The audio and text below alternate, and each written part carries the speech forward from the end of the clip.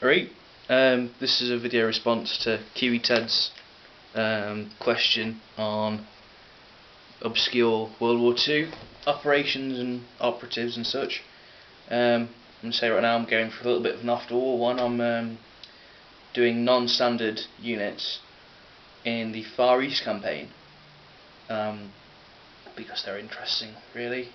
I've got a few because there's not much that's been written on any one particular one, so obviously they don't really feature much in the Western literature of it because there's other things going on around them. Start off, we're going to start in the Pacific Islands and move into the Far East, sort of Burma, Malaya. Okay, so the first ones we're going to go into unit-wise are the Coastwatchers.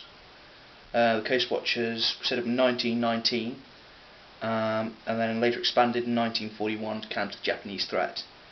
They were made up of British and Australian nationals in the main. These tended to be planters, colonial officers like public officials, bureaucrats, that sort of thing, traders, and even soldiers. These weren't forced to stay behind, they weren't given orders to stay behind, they actually elected to do so.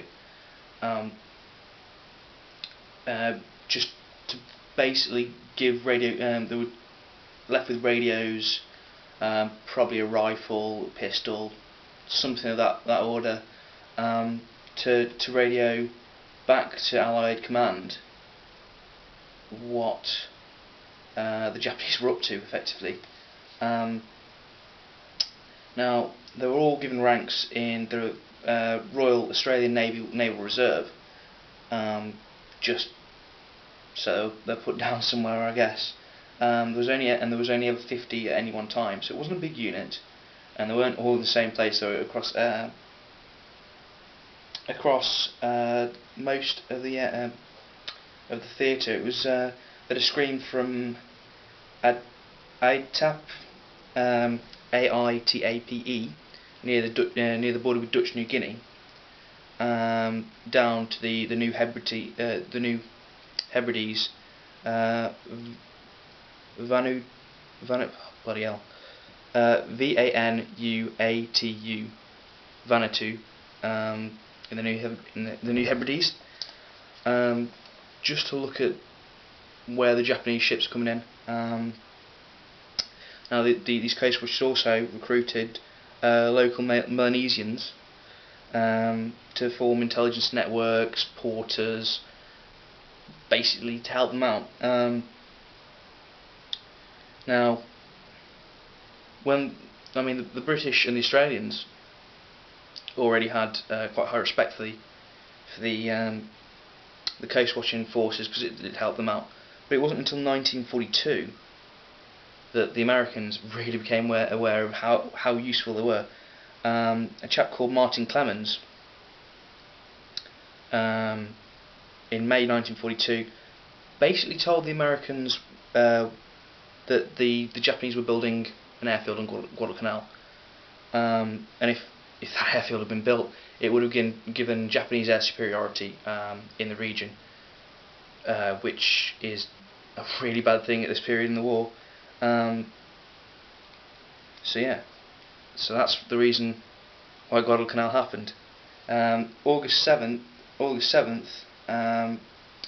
also the two Coastwatchers warned of a massive Japanese air attack on Guadalcanal as the battle's raging. If it hadn't happened, it would have been massive US casualties, but luckily the US, from this information, the US were able to get fighters cover up to protect their forces. A quote from Bull Hasley: "The Coastwatchers saved Guadalcanal, and Guadalcanal saved the Pacific," which is high praise indeed, I think. The Japanese obviously didn't like the fact that these Coastwatchers were there, reporting so effectively, it seems, on their movements and their intentions. They hunted through the islands they hunted them with bloodhounds and offered massive rewards for the capture of these information on the capture of these Coastwatchers, which led to 36 killed in action throughout World War II.